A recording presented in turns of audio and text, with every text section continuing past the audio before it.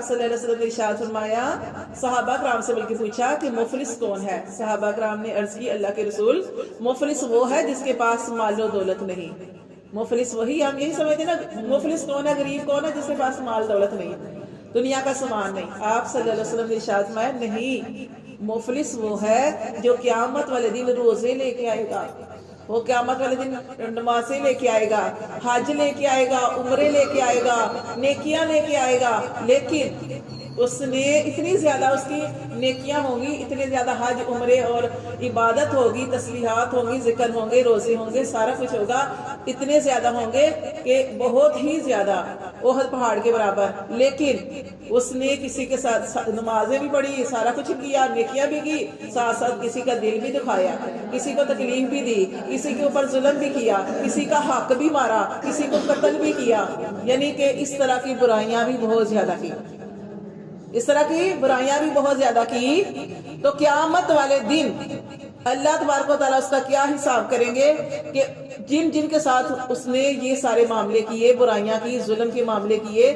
زیادتی کے معاملے کیے، اللہ تبارک و تعالیٰ انصاف دلائیں گے۔ کیسے؟ کہ ان لوگوں کی نیکیاں ان کو اس کو دے نہیں، اس کی نیکیاں، اس بندے کی نیکیاں جس نے حج عمرے کیے، اس کی نیکیاں ان لوگوں کو دے دی جائیں گی، یہ انصاف ہوگا، ان کو دے دی جائیں گی۔ اب اتنی ہوگی، اتنی زیادہ، اس کی ساری نیکیاں ختم ہو جائیں گی، کیونکہ اس نے ظلم و زیادتی بہت زیادہ کی تھی، اس نے گناہ کے معاملے زیادہ کیے تھے، اس کی ساری نیکیاں ان لوگوں کو دے دی جائیں گی جن کے ساتھ اس نے برائی کا معاملہ کیا۔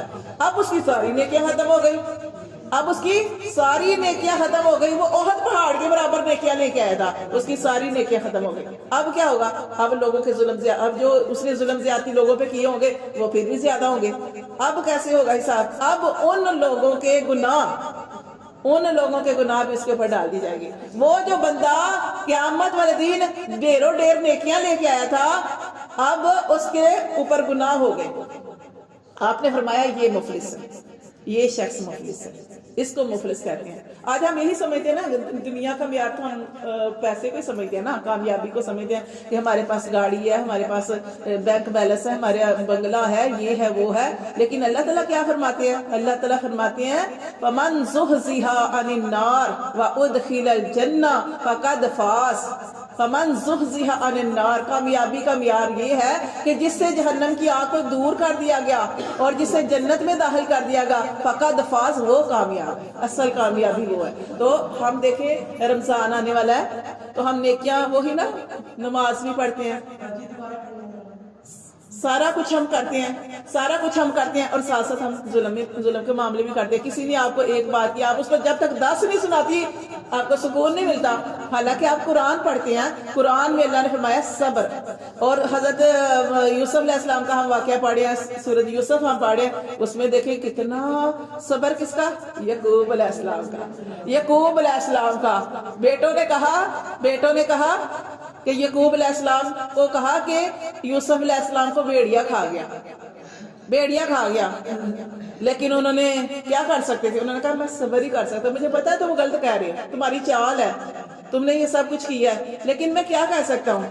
میں صبر ہی کروں گا، صبر اچھے طریقے سے۔ انہوں نے بتایا تھا صبر جمیلا، صبر اچھے طریقے سے کیا ہوتا ہے کہ صبر کیا ہوتا ہے کہ اس کو برداشت کرنا، شور بھی نہیں کرنا، اس کو بھی نہیں بتانا، اس کو بھی نہیں بتانا، بس اللہ کو بتانا کہ اللہ تو دیکھتا ہے کہ میرے ساتھ کسی نے کیا کیا۔ اس کو کہتے ہیں صبر جمیل، شور شرابہ نہیں کرنا، واہ ویلا نہیں کرنا۔ ہم صبر نہیں کرتے، ہم کوئی صبر نہیں کرتے، ہمیں تکلیف کسی نے دی ہے، ہم 10 عورتوں کو جب تک نہ بتائیں ہمیں سکون نہیں ملتا، ہمارے دل کو سکون نہیں ملتا، ٹھیک ہے؟ تو یہ صبر نہیں ہوتا، یہ صبر نہیں ہوتا، تو یہ ٹھیک ہے کہ یہ مفلس ہے۔